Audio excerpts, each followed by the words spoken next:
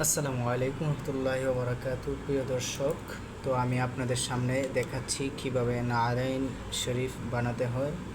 তো আমি প্রথমেই একটি কার্ড নিয়েছি, এরকম এই যে এগুলো কেটে নিয়েছি আমি।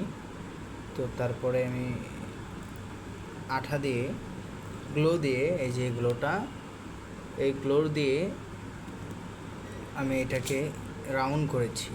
এখন আমি কিছুক্ষণ অপেক্ষা করলাম এটা শুকানোর জন্য।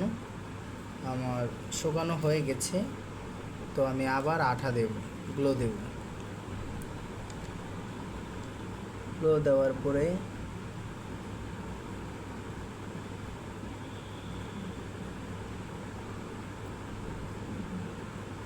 এইভাবে গ্লো দিয়ে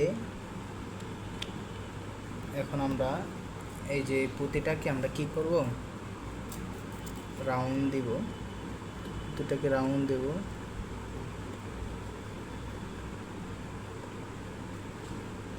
রাউন্ড দেব।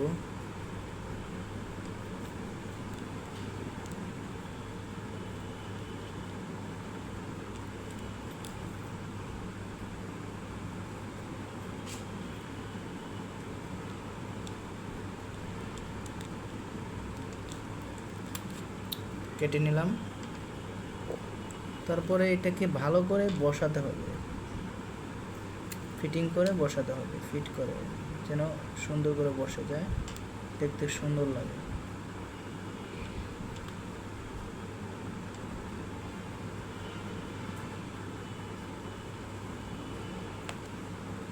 তো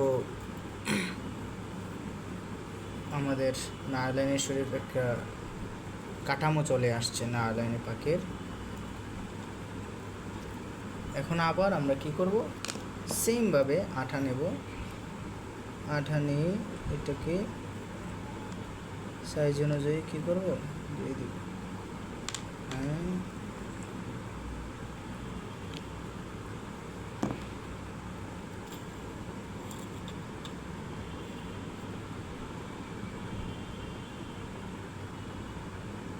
এটাকে আমরা কেটে নেব। আবার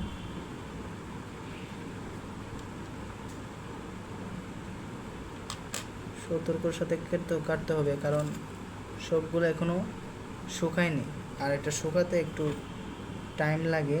আপনারা যে আটা পান সেটাতে লাগাবেন, কিন্তু আমি যেটা লাগাচ্ছি এটা খুব স্ট্রং হয়।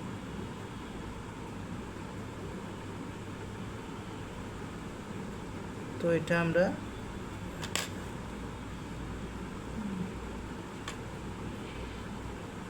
শুকানোর জন্য প্রস্তুত করলাম। এই যে কত সুন্দর একটা কাঠামো চলে আসছে। আজকে এতটুকুই, অন্যদিন আমরা বিভিন্ন ডিজাইন দেখাবো কিভাবে পুঁতিগুলো বসানো হয়। তো বেশি লং করব না। ওকে, সকলে সুস্থ থাকেন। আল্লাহ হাফেজ।